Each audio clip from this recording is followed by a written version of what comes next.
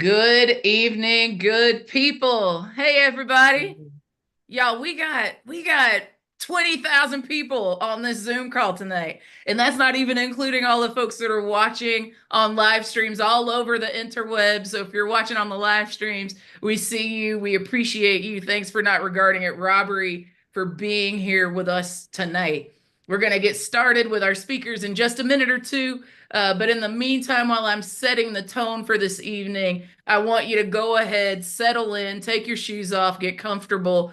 I'm glad that you had an opportunity to enjoy the video coverage of No Kings that we just showed. I hope you saw yourselves.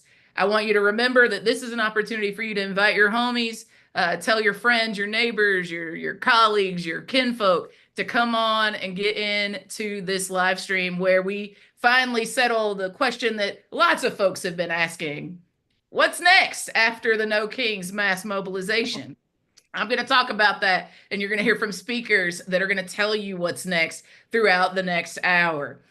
Let's start to get into it. Again, I want to thank you so much for being here. I think we've got every nook and cranny of this country from the hoods to the hollers covered on the call tonight. Thank you all for being here. My name is Ashley Woodard Henderson. Some of y'all know me because I've been hosting these mass calls since April of last year with the Working Families Party, with Indivisible, with Move On, with Seed the Vote, Showing Up for Racial Justice, the Movement for Black Lives, so many other incredible partners. Thank you all for being here. And many of you that know me in real life know that I have been cheerleading this No Kings moment for quite some time. And not just because I thought it was going to be a moment, but because I felt like it was critical to a pivot into a mass movement, a big front of us to say, absolutely not on our watch will we allow authoritarian consolidation of power happen in our country. That enough is enough, and there's enough of us, the majority of us, the people of goodwill, that can make it stop. So I think I'm in the right place. I think you're in the right place. I'm going to be your host and MC for the evening, and I'm so excited about what we have lined up for you. Before I hand it over to our first speakers, I'm going to do some quick housekeeping. So first of all, closed captioning is available for this call. So if you are on YouTube or on Zoom and you don't yet see captions and you want to, you can click the CC button at the bottom of your screen. Again, if you want to see the closed captioning, you can just go down, press the CC button at the bottom of your Zoom or YouTube screen, and you will see the captions. Second, and the question that I always get the most, I'm already getting text messages asking me about it. I'm sure if I checked my email today, I would see emails asking about it. This call is being recorded. We are recording this call for heretofore, for the foreseeable future. You can imagine that if it is a mass call, we will likely record it. We are recording this one this evening, and you're going to receive a follow-up email with this recording, as well as with all of the links to the calls to action, and you'll get information that all of the speakers are sharing tonight via email. So I promise you, if you're tuning in later and you're watching the recording, you're going to get all of this via email. You do not have to stress out. If you miss what someone says, we're going to make sure that we get follow up with you so that you can actually participate in all of what's coming next after our massive mobilization for No Kings. So the call is being recorded. You're going to get an email with all the links and information. We're going to share that with you after the call tonight. And last but certainly not least, you've noticed that we've turned off the chat and the Q&A features of Zoom and YouTube tonight. That is simply because of the size of the call, y'all. Like, we want to make sure that y'all can hear the speakers and that you're not getting lost in the sauce of 20,000 people chatting in the Zoom and however many folks are watching on YouTube right now. So we're going to turn that off for now. We're so glad to have so many people bringing energy and your presence, your spirit with us tonight. And we know that what our speakers are going to cover is going to reverberate and come to fruition through the on-the-ground organizing, the debriefing, the processing, the vision building toward next steps that folks like you are going to be doing in your local communities after tonight. But it would not be a mass call if we didn't create some opportunity for you to get in conversation with us. So if you want to chat with me via the interwebs, I want you to do something for me. I want you to use the social media app of your choice and continue to use the hashtag No Kings, hashtag No Kings throughout the call. That's a way for you all to talk to each other and for me to be able to see if you're saying anything to me and our speakers tonight. We can practice right now. I want you to get your phone or your laptop ready, go to the social media app of your choice, and I want you to tell me that you're on the call tonight and invite the people that you're friends with on that social media app to join us. So I want you to go on the social media app of your choice. I want you to use hashtag no kings, and I want you to say, hey, I'm tuned in tonight because I am ready to follow up on our direct action, our protest, our mass mobilization with some concrete things, some meaningful work moving forward to seal the deal on making sure that we salvage democracy and we stop this authoritarian so-called king. If you're into it, do it, and I'll try to find you on the interwebs and shout you out throughout the call. All right. Now that we've got the logistics out of the way, I also want to do some grounding for tonight because I know that many of you, like me, are rushing from other meetings, maybe from taking care of your kiddos or your parents, maybe from doing some self-care, that many of us have been working all day and you might be coming straight off the clock. So let's take a second to arrive together. I'm going to invite you to take in a deep breath through your nose and breathe it out through your mouth. Let's get grounded. Because what a big moment we just created together. It happened. We mobilized millions of people over the weekend. We did it.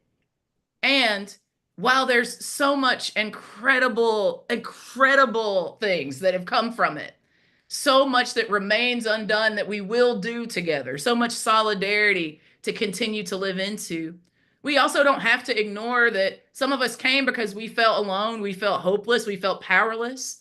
Some of us came even though it was scary. And we don't have to ignore our fear. Being brave and courageous does not mean we're not scared. But this weekend was also so much more than fear. As you're going to hear about shortly, this was an incredible day of solidarity and strategic nonviolent protest. That said, we also know that this weekend was not without its losses. In particular, we want to take a moment to acknowledge and mourn the loss of Arthur Falasa Alu, who was shot in Salt Lake City. The entire No Kings Coalition was completely devastated to hear of this news, and our hearts go out to Afa's family, to Afa's friends, to every single one of us impacted by this tragedy. In Salt Lake City, a day of joyous protest ended with senseless violence. The Constitution is supposed to afford us the right to peacefully assemble, and this shooting does not take away that inherent right. It only strengthens our resolve to rise together with one another in solidarity against harm to any and every single one of us. We all deserve to live in healthy, sustainable, and equitable communities. Y'all, this is our opportunity to remember that we get to assemble in protest and bend the moral arc of the universe towards justice, beloved community, and democracy in the face of the violence that we see every day, and especially that we saw this weekend. I want to let you know that there is a GoFundMe to support Afa's family during this terribly challenging time. And we're going to drop the link in the chat right now. I'm going to give, and I want you to support if you can. So please click the link in the chat, the GoFundMe link in the chat, to support Afa's family during this time. Let's take another collective breath together. Breathe in our commitment to each other. Breathe in our desire to live in a country and a world with no kings. Breathe in this desire to experience democracy together, where everyone gets to experience it with all of us. And breathe out fear, breathe out division, breathe out all the things that attempt to fracture and dismember us from one another. Let's take another deep breath in, full of love and solidarity and camaraderie, solidarity with Afa's family and all the people that are impacted by violence in all of its forms in every single place in our neighborhoods, in this country, in this world. And let's breathe out love and solidarity until it reaches every single corner, from the hollers to the hoods, across our states, across the US, and across the world. We remain proud and grateful for everything that was accomplished this weekend, every good thing, everything that laughed and built joy and community in the face of evil, and every single one of you who are part of that. And we're not going to stop here.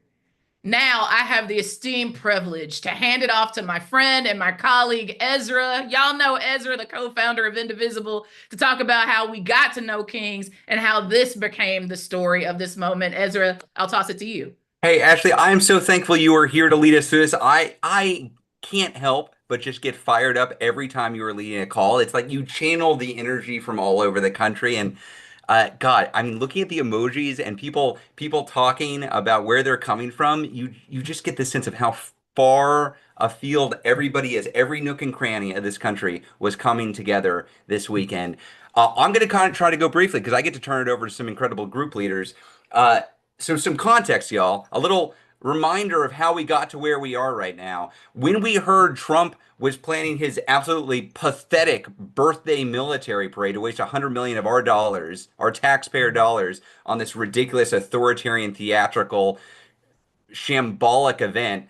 Look, that was ridiculous, but it was worse than ridiculous. It was dangerous. Straight out of the authoritarian playbook. This is the kind of thing you expect to see in a North Korea, in a China, not in the United States of America. And it was obvious to all of us what his goal was. It was obvious to anybody watching what his goal was. He wanted to project strength. He wanted to cow the opposition into submission.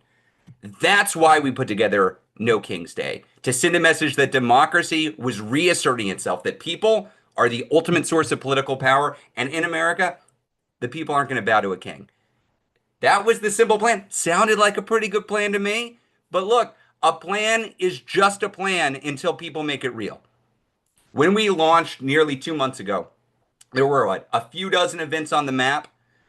By June 14th, 2,169 events worldwide. I want to call out, I'm with Indivisible. This is not the Indivisible show. This is not the Indivisible show.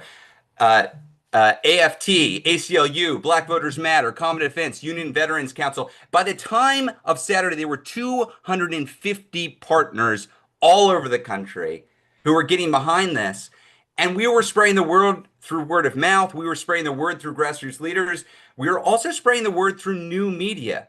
I really got to shout out new and independent media that helped spread this word, because when legacy corporate media was ignoring what was going on the ground, with some exceptions, Rachel Maddow, but when lots of legacy media was ignoring it, we saw folks like the creators, like Lee McGowan, Politics Girl, Aaron Parnas, new media operations like The Contrarian and Midas Touch.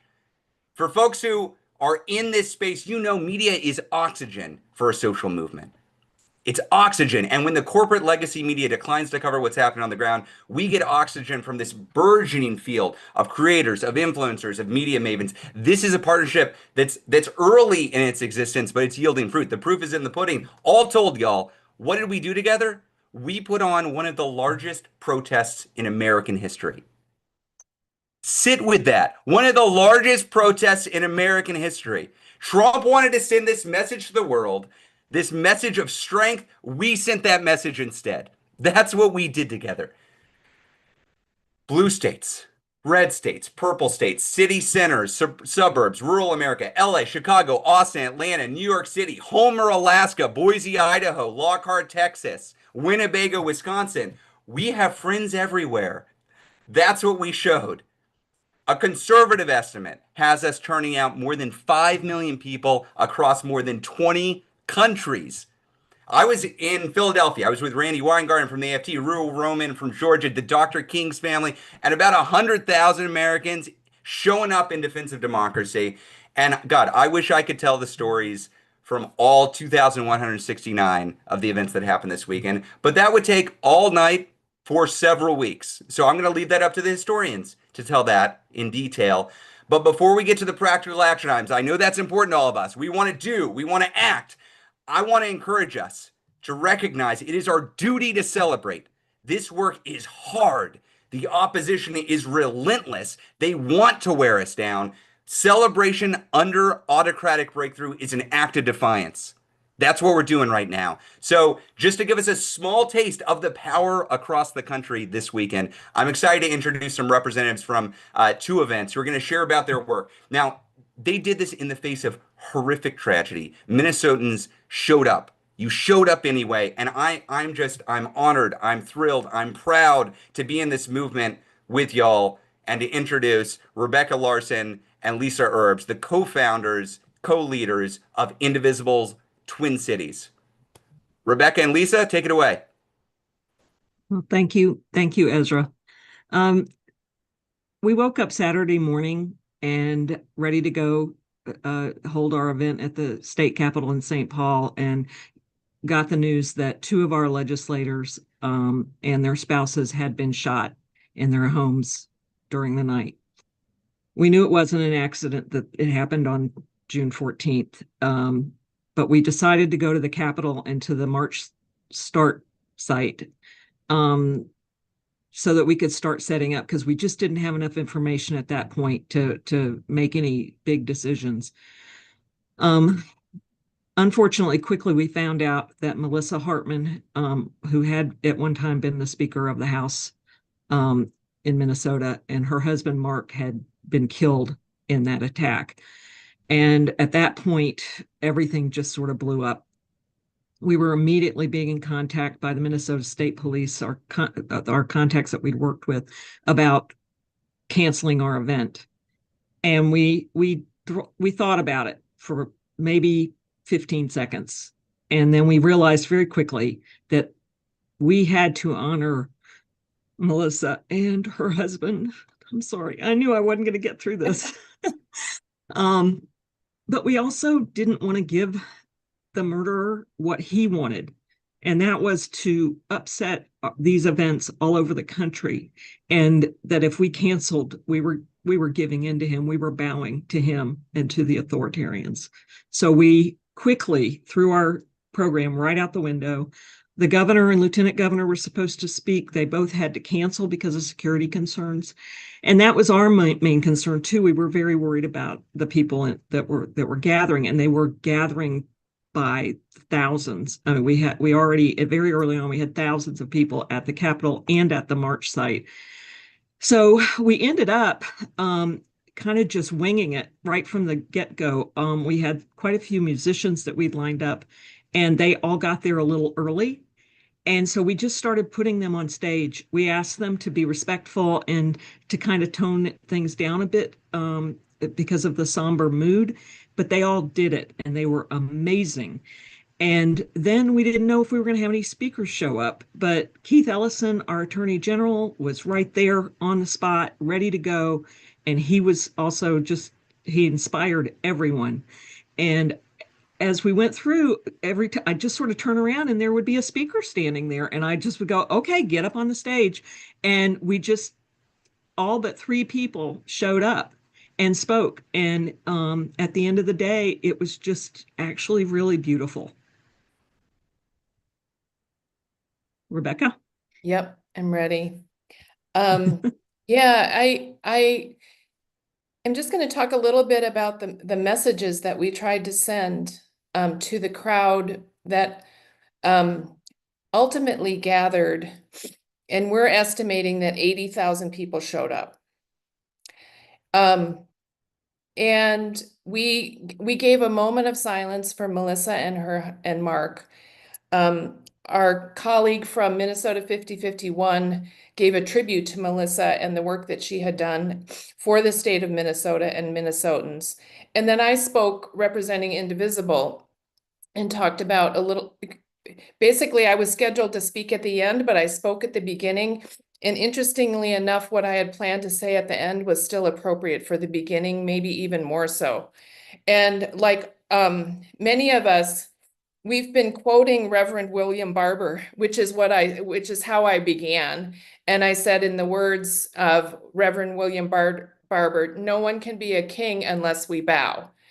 And I told the crowd assembled, today we have not bowed. You have shown courage. You could have made the choice to stay home, but you didn't. And this was prescient. When I wrote these words, I didn't know what we were going to be faced with in that moment.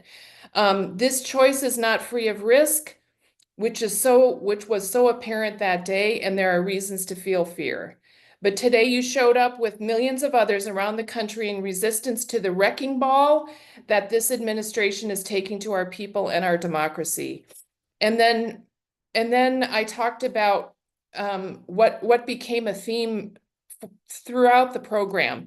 We know what works. We know that sustained, nonviolent, peaceful protest is what has worked throughout history and across the globe to topple authoritarians. And we are one of those peaceful and nonviolent movements right here, right now. And I ask people to just keep showing up, to keep coming back as the call to action in that moment. And it was, as Lisa said too, it was changing as we went along. We could feel the power in that group. It was in that in the people gathered. It was palpable. It was incredible.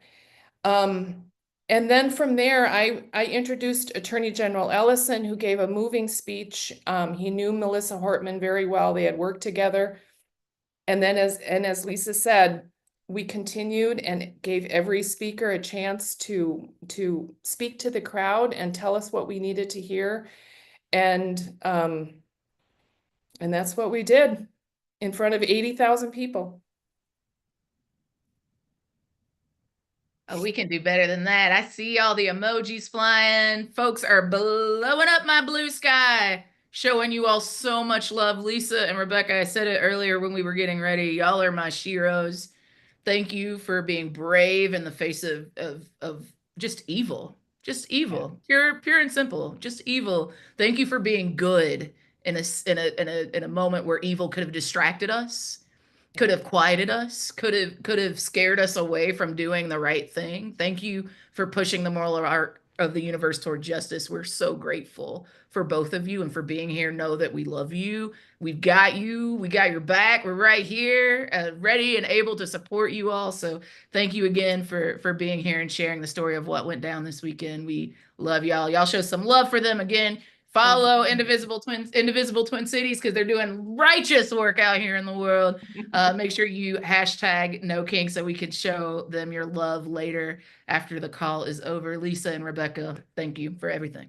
Thanks so much. For everything. Thank All you. right, y'all. What a powerful event we just heard about. And thank you, Ezra, for reminding us that it was here, there, and everywhere. That's how many of us came to this call. We also know we've got some homies here that maybe couldn't go to a protest, so they're coming to see what went down and how they can get involved now. So I'm going to keep us pushing forward, and I am so excited to bring up our next guest speaker. Y'all, I'm not introducing her to anybody. Y'all all know and love her because she's been a people's champion. Representative Pramila Jayapal is on the call with us tonight. Representative Jayapal was elected to Washington's 7th District in 2016. Y'all know her because she's been in the streets with us. She's a lifelong organizer for immigrant, civil, and human rights. She is the former chair of the Congressional Progressive Caucus and has been an advocate and an incredibly resolute ally in the inside-outside work of grassroots movements and congressional strategy. Representative Jayapal, welcome. Thank you so much, Ashley. Thank you, Ezra. Oh my God. Thank you, Lisa and Rebecca. That was so beautiful. And I know I was so moved, and I ended up having to change my whole speech and start with what happened in Minnesota, because I think in so many ways, this is about recognizing all of the truths that are out there. And there are really horrible truths out there that are driving us. And so I want to just start with a huge thank you to all the Minnesota folks and to everybody across this country for standing up and channeling that outrage and that anger at the actions of this administration and all the people that they have essentially allowed to do these terrible things. Huge thank you to all the organizations, Indivisible, of course, ACLU, American Federation of Teachers, 50501, Black Voters Matter, Public Citizen, Common Defense, Human Rights Campaign. This was just what the country needed to see, what people in our cities across the country needed to see.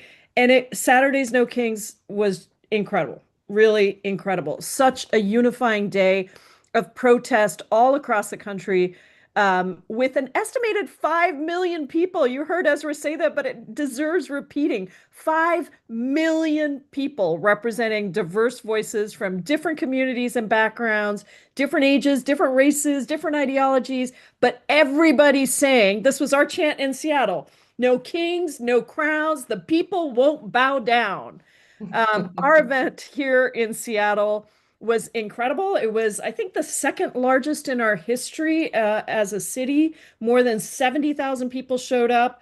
And the energy was just so powerful because I think it is really important for people to realize that they are not alone and that we have to come together and show Trump and his minions that power doesn't flow from the top down, it flows from the bottom up. It flows from we the people, and that our collective power is so much stronger than their collective greed and hate, and that our nonviolent resistance will triumph over authoritarianism. I mentioned that it was not an easy speech for me to give, actually. And, I got emotional talking about what happened in Minnesota in the wake of so many horrific things, from the ICE raids to the indictment of my colleague, LaMonica McIver, and the assault and the handcuffing of Alex Padilla. And what I think was so beautiful, at least here in Seattle, I think across the country, what I'm hearing is that we held all of these moments together as we needed to do and will continue to need to do. That is the way that we win, by just taking the time to acknowledge the things we're feeling, being real about it, and then using that to build our strength together. Now we have to take the success, the joy, the energy of No Kings forward with us. Now, I think some of you know about the 3.5% rule. It says that the people are most successful at stopping dictators and authoritarians when the number of people taking multiple actions, engaging in non-cooperation and nonviolent resistance reaches a sustained 3.5% of the population.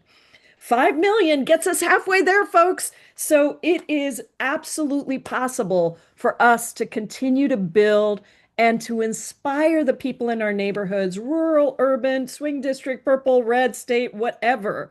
We need to keep going, and we need to meet this moment with our strength, our anger turned into power. We know that the Trump administration is going to continue to escalate. They're going to continue to attack vulnerable communities and our democracy. And it's not disconnected things, y'all. It is part of a coordinated effort to exert complete power over us, right? To strip our healthcare and our education, to silence our speech, to bully our kids, to control our bodies, all the while enriching themselves.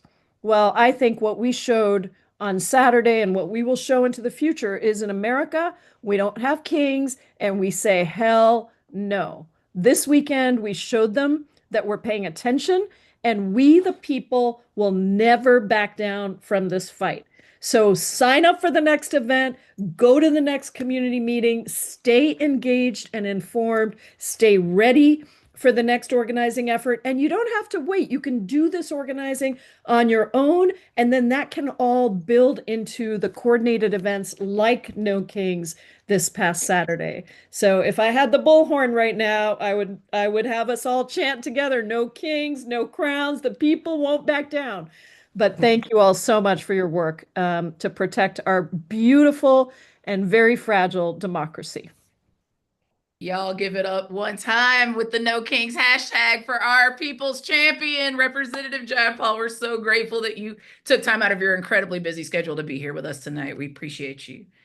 Y'all, I promised that I would shout some of y'all out, and y'all took it to heart. I think people didn't believe that I was really checking the hashtag, but I am, and y'all have blown my blue sky up. So a couple of questions that I want to answer real quick. One, yes, we are recording. Yes, you are going to get a link to the recording, and yes, you are going to get all of the calls to action and information from all of our speakers when the call is concluded.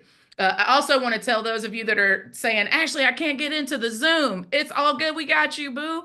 Just go on over to YouTube, and we've dropped the link to the YouTube live stream in the chat and comments. So I need my friends that are on social media to copy that link and put it out in the world so folks know that they can join us on the live stream, because y'all maxed out the Zoom call before we could even fully get into the call. So make sure that our folks can see it, put it on Blue Sky, put it on Instagram, all the places that you are.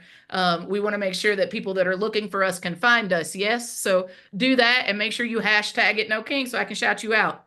A couple of folks that I want to shout out before we move into the next speaker. I see one of our colleagues, what is your name? Your name is Alan Gardner. And Alan said that he's on the Zoom tonight. His 89-year-old mom was at the mass mobilization on Saturday in New York. And she's here on the Zoom call with us tonight. So hello, ma'am. We're glad that you are here. I also see Ruth, who told me that in her town of 16,483 people in Vienna, Virginia, they had 1,489 people show up.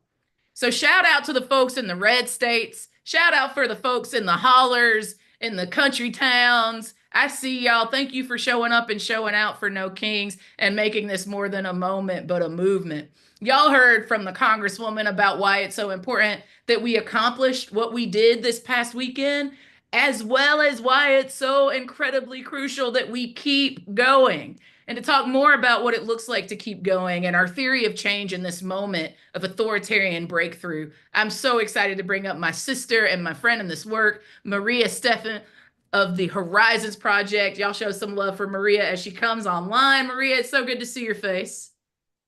Thank you so much, Ashley. It's wonderful to be in this space with you, and huge thank you to everyone on this call who made No Kings a stunning success, and special love to our friends in Minnesota who persevered in the face of tremendous adversity to bring people out and to resist in this moment. So thank you all. 5 million people in towns and villages across this country, including in deep red districts, is no joke. You all smashed it. Mass protests like these are incredibly powerful. They build a sense of unity, solidarity, and connection. They show that lots of people from diverse parts of society are fed up with the status quo. They shift social norms about what is acceptable and what isn't, and they create the social permission for groups to stop complying with the authoritarian status quo. So I'm going to ask my friends at Indivisible to show some slides. So this is the key, and Representative Jayapal was referring to the research from about how nonviolent resistance movements around the world have defeated authoritarian regimes. So the key here is understanding that we need to get the pillars of support for authoritarianism. These are the organizations and institutions that provide autocrats with the social, political, and economic power they need to wield control. Think here, businesses, religious organizations, bureaucracies, unions, professional associations, media outlets, police, and military. All of these pillars whose skills, resources, and power autocrats rely on, we need to get these pillars to stop complying with authoritarian regimes. That's key to the success of our pro-democracy movements. Next slide, please. Leaders from our civil rights movement, probably our greatest pro-democracy movement in this country, completely understood this. They understood that simply protesting the politicians backing Jim Crow or relying on advocacy and litigation alone was insufficient. They needed to target the enablers of racial authoritarianism, notably the civic institutions and businesses that were propping it up. That was the logic behind the Montgomery bus boycott, one of the greatest civil resistance campaigns in the history of the world, and the lunch counter sit-ins, where Black folks helped to defund the businesses that were enabling segregation. These campaigns visibilized non-cooperation. They generated pressure, and they strengthened the legal and legislative action towards multiracial democracy. Next slide. But of course, these pillars are not monolithic. They are made up of people with different identities, interests, and loyalties. This is just an example of what the cross-section of the business pillar looks like, with CEOs in the middle, investors, workers, consumers. So understanding where people within key pillars fall. Are they actively or passively supporting authoritarian practices? Are they on the fence? Are they on our side? So understanding this is key to designing campaigns whose goal it is to shift their incentives. Now, the Freedom Trainers group that Ash and I are part of are very focused on developing the skills for how to move and pressure these pillars to bring them, pull them away from supporting authoritarian regimes and towards supporting our pro-democracy movement. But just to say, it's not all protests that move people within these pillars. We know from the research that basic organizing and outreach to members of these pillars is key to getting them to shift their loyalties. Next slide. And we know that targeted pressure on these pillars can be very effective. The Tesla takedown is one of the most powerful consumer boycotts in recent memory, involving not only protests at Tesla stores, social pressure to not buy Tesla, and targeting of pension funds.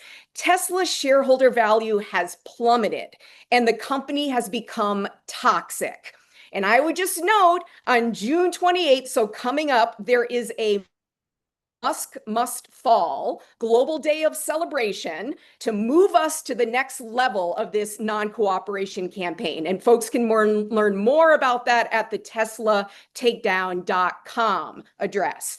Meanwhile, a Lenten fast of Target over its anti-DEI policies, launched by Black faith leaders, has turned into an indefinite boycott, costing the company billions. Not only that, there has been a boycott calling on people to invest in Black-owned businesses. Target parking lots have been sites of communities coming together in mutual aid and solidarity, because it's not just about saying no, it's about loudly saying yes to the alternatives. And this is also the approach that an organization we love, Free DC, is taking. So Free DC is organizing neighborhood by neighborhood and training thousands in organized non-compliance and joyful defiance. And I've also got a tip in this spirit of consumer boycotts, that tomorrow a campaign is being launched targeting T-Mobile for its support of Musk's Starlink. And so just stay tuned. That'll be another way to get actively involved in your communities. Next slide. So we also know that communities are actively not cooperating with ICE. This is being led by our friends in LA, by immigrant rights groups, by faith leaders, restaurant owners, and others across the country. SEIU and the labor movement has shown tremendous leadership, and the assault and detention of David Huerta has backfired. Meanwhile, communities in New Haven, Connecticut, and other cities across the country are putting targeted pressure on Avelo Airlines, which has a contract with ICE to run deportation flights. The city council in New Haven cut out transportation subsidies to Avelo in the latest budget, a huge success due to collective community action. And I would say in this moment, targeting the enablers of ICE repression, which this map shows where all the contracts are across the country, this opens up huge avenues for strategic campaigns, including in red parts of the country. Next slide. Meanwhile, another pillar. We love the story of Sarah Inama, the Idaho teacher and AFT member who refused to take down the "Everyone is Welcome Here" sign. The community backed her up. Small businesses printed thousands of t-shirts in support, and the story went viral. Because indeed, courage is contagious. Next slide. Speaking of courage, the community. Ooh, I'd love to play that video if we had a few more minutes next time. So speaking of courage is contagious, we remember the Episcopal Bishop, Marion Buddy, who spoke truth to power during the inaugural prayer service, received death threats for doing so, and inspired solidarity across the country. And Reverend Barbara powerfully reminded us that Trump won't be king unless we bow. Meanwhile, faith leaders across the country have taken to the streets to denounce the immorality of the big, beautiful budget. And I would say on June 23rd, Interfaith Alliance will be hosting a webinar called "The Faithful Fight: Your Tools for Countering Authoritarianism," which gets into what faith communities can do in this moment. Next slide. Coming to the end here, lots of non-cooperation is happening in red districts, with constituents furious about layoffs and cuts to critical services. Some were recently arrested, in fact, for civil disobedience outside GOP offices at the Capitol. So this represents a huge organizing opportunity for us as the circle of harm expands. Next slide. Just looking internationally, cases where people have effectively pushed back against authoritarianism in places like Poland and South Korea. What was key in both of these places was organized acts of non-cooperation by key pillars. In Poland, it was the lawyers and the judges who didn't just litigate, they took to the streets in their black robes to protest attacks on the judiciary. Meanwhile, the trade unions in South Korea organized strikes when their president called for martial law and attempted a coup. Powerful acts of non-cooperation that were key to stemming the tide of democratic backsliding. Final slide, just to conclude. So yes, I've spent years studying how popular movements have pushed back against authoritarianism around the world. And some of the things that we know from this research is that being able to sustain large and diverse participation and keeping the momentum going, which we'll be talking about on this call, is key to success. And no regime has maintained power when 3.5% of the population has engaged in active protest. Meanwhile, expanding the repertoire of nonviolent tactics, going from the protests and the marches to organized non-cooperation and collective stubbornness is key to success. Being able to bring about loyalty shifts and defections and key pillars of support is key. And being able to maintain discipline in the face of provocations, violence, and repression, and making that repression backfire is key to success. So with that, let me turn it back over to you, Ash. Y'all didn't know you were going to not only get a debrief of what went down, but you were also going to get some political education on the way to what we need to keep doing. Maria, thank you for educating us with the expectation that we be accountable to continuing to take that new knowledge and doing something with it to save our democracy. We appreciate all of your work. Thank you for being on with us tonight. Y'all are blowing me up online. I should have been more intentional when I told you to use the hashtag, because now you're talking to me and I love it. I want to remind you of a couple things and I want to answer a couple of questions. One, I want you to remember to look at the chat and the comments in the chat, because we are dropping links for some of the incredible information that our speakers are sharing and some information about the calls to action that they're sharing. So you can see just while Maria was speaking that we now have a link to our incredible homies with Tesla Takedown. Y'all, I'm excited to get some folks to leave T-Mobile and go to a union shop if they don't refuse to continue working with Starlink and putting money in the hands of a billionaire that buys elections. So I want you to make sure that you check out Tesla Takedown and sign up for updates. I want you to check out Freedom Trainers, not just because me and Maria are amazing and we want to be in relationship with you, but because we need to train millions of people on how to not cooperate and not comply and make sure that we do what we need to do to resist this authoritarian consolidation of power. And then check out Faithful Fight, your tools for countering authoritarianism. All of those links are in the comments and chat, and we'll be sure to send them with the recording because we promise we want to make sure that you continue to be engaged. Y'all, there's a competition happening on Blue Sky. Folks are like, hey, well, I can beat the 89-year-old mother because my 95-year-old mother stood in the rain for 3 hours at what was it? The protest in Montclair, and sang freedom songs, sang protest songs, that there were 9,000 people strong, and that 95-year-old mother is on this call. We see you. Thank you for being here. We love you. Thank you so much. We're also getting a lot of questions about that incredible song that was in the video that we played at the start. We're going to make sure that you've got access to it by sending you all the links to the song on Apple Music and Spotify. We got you. We love you. Now let's keep it pushing for the sake of time, y'all. I still got some incredible speakers that I want you to hear from. Thank you again to Maria. Y'all show Maria and the Horizons Project some love. You heard from Maria about where we're at and what comes next.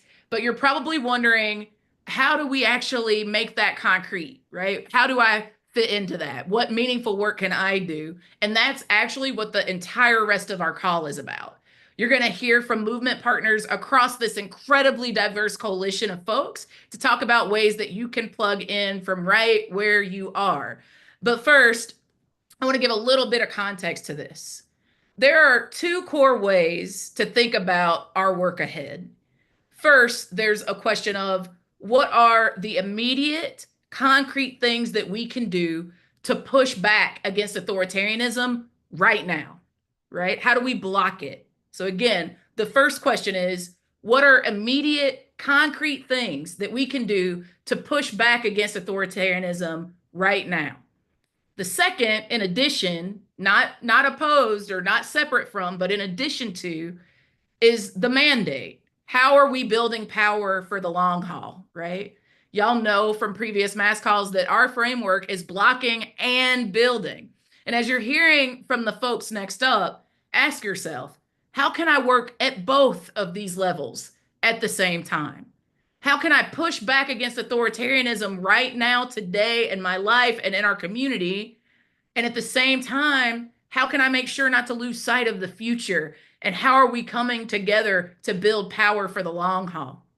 So with that in mind, I'm now going to be joined by a group of folks representing action across our movement to share about how we can thread this work together going forward. I want you to welcome Barbara Arnwine and Daryl Jones, Izzy Bronstein, and Tom Bells to the panel.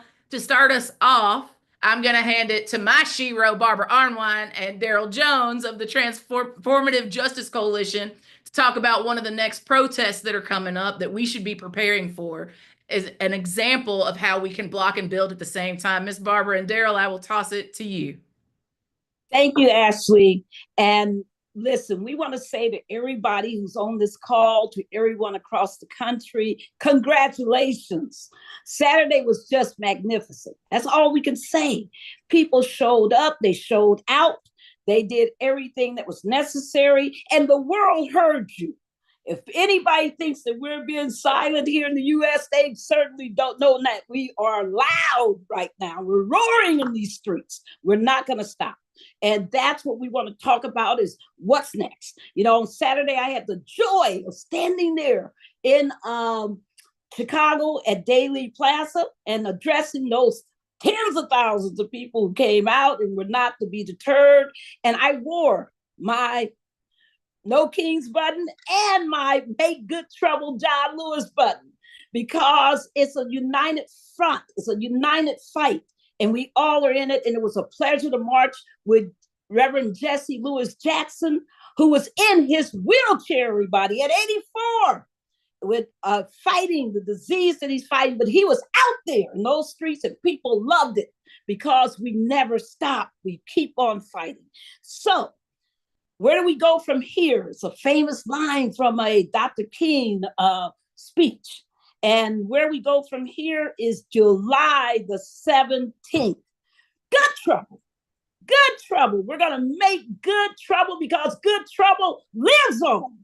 And we will not stop until we win this fight. No kings, no tyrants, no despots. And we got to always have good trouble. So we are determined that on July 17th, we're asking all of you to turn out, each and every one of you. Host events in your city. Go to, our new website, and I'm going to talk about that in a moment. And if you don't see an event there, we want you to host one. Turn up, turn out, do what we do. And we want to make sure that we have the largest, the greatest possible number of people in the streets. We're going to center three things. We're going to center racial justice, because this country, it'll never be right until it's racially just. And that's our fight to make it so. We will talk about, we're going to center voting rights for all, because voter suppression has no right to be in this country. We're going to talk about centering the fight, our continued and united fight for a just, inclusive, and strong democracy. That is our goal. That is our obligation in these times. So we ask you to host these events. We ask you to attend. You can go to our new website. Thank you, Sarah of Indivisible, for your great creation. Thank you, Christine Wood, for putting together this website. You can go to the website, goodtroubleliveson.org. goodtroubleliveson.org. You can also go to Mobilize, to our Mobilize link, where you can host events, and also No Kings. You can find out ways to be involved. We want to tell you that you can also join us on Wednesday, June 18th at 7 o'clock p.m. for a national mobilization call. And we're going to be talking about how we make this all happen. Never forget, everybody, that in our battle, our unity is our victory. That's how we take down tyrants. That's how we prevail. That's how we kill autocracy. That's how we move forward in these times. United, we will never be defeated. I turn it over to my great co-leader, Daryl Jones. Hey, Daryl. Thank you, Barbara. Thank you so much. Good trouble does live on. We named July 17th John Lewis Day because that's the day that John Lewis passed away. But John Lewis's family, who has sanctioned this John Lewis Day that we're presenting and we're mobilizing on, they asked that we continue it, but don't do it in the name of feeling sad that he has gone. Do it in the name of his legacy of picking up the baton and moving forward. So that's what we're doing. That's what Good Trouble Lives On is all about. We invite you on June 18th at 7 p.m. to come and join us as we have the host call to prepare for the July 17th actions. In John Lewis's book, Across That Bridge, he talks about faith, and it's something that we could use today because he said you've got to have as much faith as you have that today is Monday, is the amount of faith you've got to have in believing that democracy is worth saving. We ask that you come and join us on June the 18th at 7 p.m. for this planning meeting. And I tell you, I salute you. We salute you. We take our hats off because when you take up the baton of fighting for democracy, you don't do it for one day or for one protest. It's a continual thing that you will ever, forever, forever, forever do throughout eternity. Thank you so much. We look forward to seeing you on June the 18th. I'm trying to be in the room where it happened on June 18th. I'm trying to be there. I'm trying All to right, Ashley. I need every single one of you on this call to go on and click that mobilize link. I need you to make sure that you get that goodtroubleliveson.org website and post it everywhere because the work continues, y'all. I got to share this personal story before we move. When y'all know, some of y'all know, I used to run the Highlander Center with my colleagues there, and white supremacists burned our office down in 2019.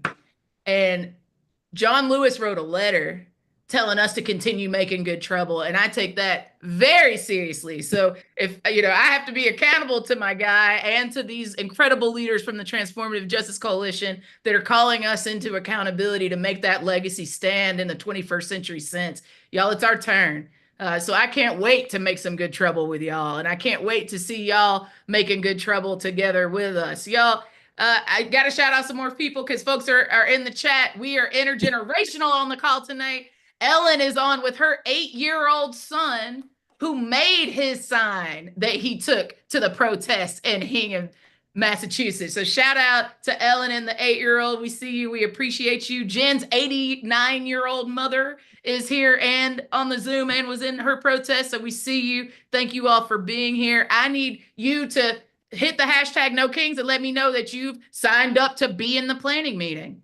I need you to hit me with hashtag No Kings because you've decided that you're going to step into courage and host a day of good trouble with the Transformative Justice Coalition and all of our partners here on the call tonight. So make sure you're spreading the word that you are the answer, in fact, to the question of what happens after the mass mobilization of No Kings. You, my friends, are the answer to the question of what's next.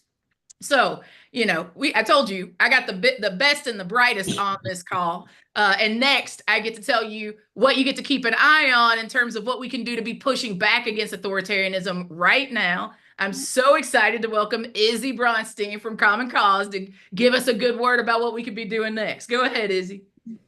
Thank you so much, Ashley. It's always so hard to follow Barbara, and I hate to do it again, but here we are. Every time. But absolutely, so thrilled to be here with all of you tonight. I have never felt energy like this, like we felt on Saturday, like we're feeling today. This weekend, I marched alongside millions of y'all across the country. And when we take to the streets, we make visible what those in power would rather us ignore. We all know Donald Trump's agenda is divisive, it's harmful, and as we all have just proved, deeply unpopular. That's how we raise the alarm. We show the size and the urgency of our resistance. But the power of that protest is only really realized when we follow it up with our action.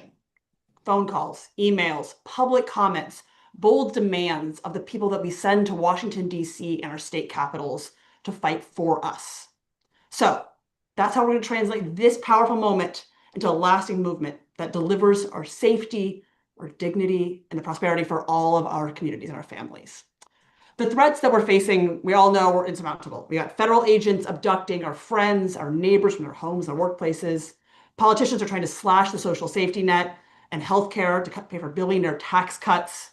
And a would-be king in the White House thinks that our democracy is just like an inconvenient obstacle that's getting in his way. But there's a light at the end of this tunnel. And the only way for us to get there is one step at a time. So this week, in the next week, I'm asking each and every one of you to take one concrete action, just one, to show our lawmakers that they can't wait us out.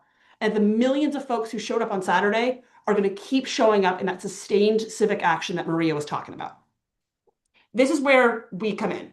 A wave of messages to Congress today shows them we're watching. And we're not letting all of their slide under the radar. The biggest issue before Congress right now is Trump's billionaire budget bill. It'll make ordinary people so much worse off so his rich donors and cronies can get a tax break. We're going to fight back with that energy y'all showed on Saturday. We're going to ask each of you to call your representatives, write a letter to your local paper, or join a phone bank to call voters and activate them to do the same. One of those three. Write a letter to the editor, call your representative, or join a phone bank. We're dropping a link in the chat right now. You can send a message to your representative in less than 60 seconds. A phone bank will take you a couple hours, but the power you will have will be so impactful. This is how we're going to turn this public outrage into actual political consequence. Don't let this moment pass quietly. Please take an action with us today. This is just one way to get involved. If you go to nokings.org/next, you can find dozens and dozens of other ways to take that next step into this next week. I am so deeply inspired from what happened on Saturday. If you're on this call, you probably know that. You probably already understand that, millions of us marching has real power. We've all marched before. We've all protested before. What we saw on Saturday was different. But the true measure of whether that protest is effective is what comes the days after. I went to the protest with my aunt, who's not the most political. And on the way back, she asked me if I thought that protests actually accomplish anything. And I told her, well, it depends. What are you going to do this week? What are you going to do tomorrow? And that's the question that I'm going to hold to myself this week. And I'm asking each and every one of you to hold. What are you going to do today? What are you going to do tomorrow? Thank you all so much for being with us. I'll pass it back over to Ashley. I mean, Izzy just gave you a golden nugget of information, not only a call to action about how to be intentional about embodying the next step, what comes next, but also an easy one-stop shop for where you can consistently find re-upped calls to action and opportunities for you to get involved. And listen, I know some of the haters are going to say, oh, look, y'all couldn't come up with one call to action. Well, honey, we got a whole diverse community of people that got a whole bunch of needs. And guess what? We're committed to seeing every single one of them done. We're committed to seeing every single person at their comfort level and ability being able to be a part of this movement. It's a low bar for entry and it's a high bar of meaningful work. And there's plenty of work to be done, and you're going to be able to find all of it concentrated in one place. And that's at www.nokings.org/next. So if you were one of those people that's like, hey man, I heard a bunch of really smart people talking. I'm hyped. You got me hyped. Well done, Ash. Y'all got me excited, but I don't know what the hell you want me to do. I'm not stressed because guess what? I already told you we're going to send you the recording so you can watch this again. You can hear them tell you what to do. We're going to send you all of these links. But if you are a person that overachieves like myself and you want to see it now, you just can't wait. You got to see it right now. You want those links all in one place so you can be the first person to pitch it to your buddies, right? I get it. I'm that kid too. You can go right now to www.nokings.org/next. It's in the chat. It's in the comments. Y'all can be tweeting that out. You can be putting it on Blue Sky. You can be sending it to your group chats. Y'all can be signing up to be making good trouble with us. You can come to the planning meetings. You can sign up with WFP, with Working Families Power, and move on to do phone banks. I see y'all. I see the critics in my blue sky being like, well, I think the more strategic thing is to call our Congress people. Well, we already said we was gonna do that, friend. Come on in the room. Welcome. Come on and get on one of these phone banks with us. We would love it. Y'all, we've had thousands of people on the phone banks over the last several months. So come get in. Let's stop this big, bad, ugly bill from harming our people, right? You can get on the phone banks. You can come to the mass mobilizations. You can do the community gatherings. Y'all, we're going to put, if you want to, I know you've been on some of the other mass calls. You can call your sheriff. You can quit your T-Mobile plan. You can sign petitions. You can send letters, y'all. We've got it. It's all on www.nokings.org/next. Because when our elders and ancestors said by any means necessary, they meant by all the means. So we are giving you a diversity of tactics that you can get in where you fit in this movement for no kings, no dictators, no tyrants, just democracy. Just beloved community, y'all. This is our moment. Izzy, thank you for that golden reminder. I'm so grateful for you and the Common Cause family. Thank you for being here. Y'all, this isn't a moment. This is a movement. So let's be about it. I have the esteemed privilege of getting us into a space of talking about what I mentioned before. We've got to not just block this authoritarian wannabe dictator, this wannabe king. We also have to build power for the long haul, right? This isn't easy. It's not drop in and drop out work. We've got to build pathways to skilling up ourselves and our communities and engaging more deeply to build collective power, right? We've got to do that if we're going to sustain this kind of energy, if we're going to win. And I believe that this is a call full of winners. We're trying to win. So let's build collective power. And to talk more about the ways that you can start doing that this very summer, I'm so excited to welcome up Tom Bales from the Indivisible crew. Tom, I'll toss it to you. Thank you so much, Ashley and Barbara and Izzy and Daryl. I am just lucky to share this space with y'all. Hi, everyone. I want to close us out today by lifting up something that we should say over and over again. Everything that you have done to get us here matters. Whether you've marched or organized a rally or talked to your neighbors or volunteered or posted online or called your representatives, all of that is power and all of that is part of this moment. And that is the exciting part. Power grows when we build it with intention, when we bring it somewhere where it can deepen and connect and expand. And that is what an organizing home offers. It is a place where we move from moment to momentum, where we sharpen our skills, we grow our community, and we stay grounded in strategy over time. It's where we get to say, this is my movement, and I'm here to build it for the long haul. One opportunity to do that this summer is through 1 Million Rising. This is a national effort to train 1 million people on how to fight back against authoritarianism and build power that lasts. We are launching a full training series, not just to teach tactics, but to help people across the country find or build their organizing homes and to take the next steps they need to as leaders in their community. This is about creating a movement that does not just react. It is a movement that is grounded, that grows, and that is built to win together. And we are not alone in doing this, y'all. This is the work of many, many groups. This is a collective push. Our partners in this movement are offering powerful organizing homes of their own. The League of Conservation Voters is connecting people to a home with their 32 state network affiliates. The ACLU is offering a home focused on relational power and persuasion. 5051 is offering a home running a civic resistance crash course, and Indivisible is helping people find and join local groups that are ready to defend democracy. Each of these organizations is creating space for people to plug in, to build community, and to organize around the issues that they care about the most, from democracy and climate to immigration and racial justice and education and beyond. No matter what your passion or experience level is, there is a place for you to plug in. You can explore all of these options, like my friends have said, and find your organizing home at nokings.org/next. I want you to say it with me out loud in your house right now, nokings.org/next.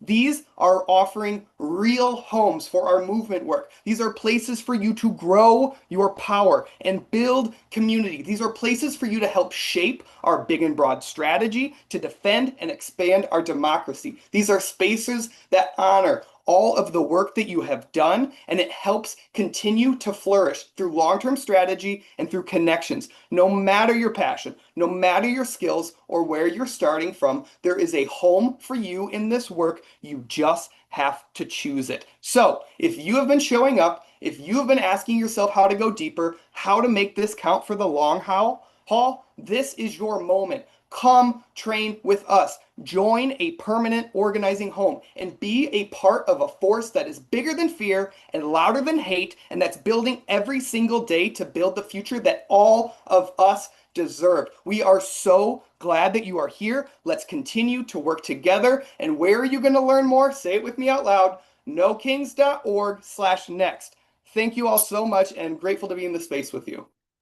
Tom, we love you. We love all of our Indivisible fam. Y'all are showing up and showing out on the call tonight.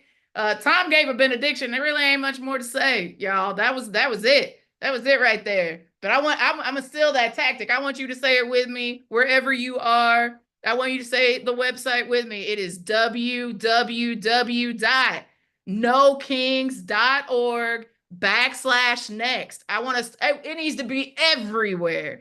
There's no seriousness to the question of what's next. We're next. We're next. It's us. It's us. We're going to come back to that. I got to shout out some more people before we close out this call. I know I've kept you for longer than an hour. Before I shout you out, can we just show some love to Barbara and Daryl, the Transformative Justice Coalition fam, to Izzy and all of our friends and fam from Common Cause, and to Tom and every single Indivisible member, every chapter, every one of you, all of our 5051, all the partners that are on the call tonight. Can we just show some love to all the brilliance that we've received from these leaders that continue to make sacrifices for us every single day? Just show them some love. We love you. Thank you so much for being here with us tonight. I get to shout out that Science Goddess just told me that she's going in the other intergenerational direction by telling me that her 2-year-old grandson experienced his first protest on Saturday. So we had everybody from 2-year-olds to 95-year-olds, and probably younger and older than even that, y'all. We are an intergenerational movement.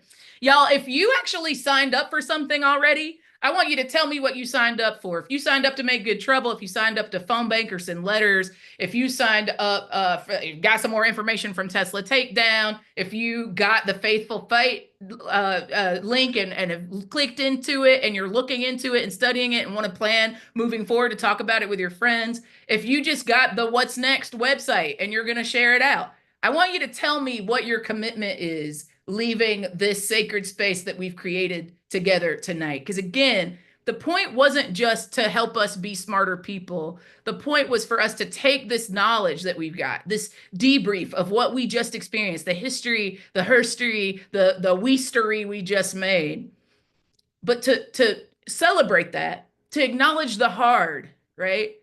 To make sure that we support the people that have been impacted by the violence that came our way and still stood in the face of fear with courageousness, right? That's what we did. And this is our opportunity to say, we actually still have more to do. That mass mobilizations are awesome, but there is organizing, there is non-compliance, there is more direct action, there is political education, there is advocacy, there is direct service, there is mutual aid. There are so many other tactical interventions that must be made for us to stop this wannabe dictator and his cronies and the oligarchy billionaire class from destroying our country and probably destroying the world with it, right? This is our time. So I'm going to sum up this call. We're going to do a little closeout of the lineup tonight by recapping. I want you to remember that you and your community can do things in your daily life to push back against authoritarianism starting right now. You don't have to wait. You can go to www.nokings.org/next and continue to walk in your journey of being on the proper side of history, the one that again is building beloved community and bending the moral arc of the universe towards justice, as Dr. King would say. This is your opportunity to push back, to block authoritarianism right now, and to work together to build power for the long haul, y'all. This is an opportunity for you to find your organizing home, whether it's here with one of the orgs that was represented tonight, with your local group, with a faith community, anybody, anyway. This is our time to come together across our differences to be the biggest we, to define who we are and who we are becoming as a country, as communities all across this country. This is our time. We get to define what the new America is. It is you, it is me, it is us together. And it's going to take every single one of us together making that work happen. So again, I want you to tell me what you're committed to doing by sending it out on socials and hashtagging it No Kings. And as you do it, I want you to keep using the hashtag so we can keep celebrating and seeing each other in community and learning from each other, being inspired by each other, and remembering that we are not alone in this work. We don't want to be, and we don't have to be. In fact, we are the majority. This minority rule will end because the majority of us will stand on the side of what's good and right, and not on the side of what is harmful and evil. Y'all, I cannot wait to see you at the next trainings, the prep calls, the phone banks, and in the streets. Thank you for not regarding it robbery to be here with us tonight. I see y'all showing love in the chat. Thank you to every single one of our speakers. Thank you to the back of house folks. Thanks to everybody who sent emails and links and did outreach and made sure we could live stream. We love you. Thanks for every single one of you for being at the protest on Saturday. For the folks that wanted to be and couldn't be that made time for this call, we see you. We thank you. If you're watching on Zoom or YouTube or one of the live streams, we see you, we respect you, and we want you to be free. Y'all, thank you, and have an incredible night. We'll see you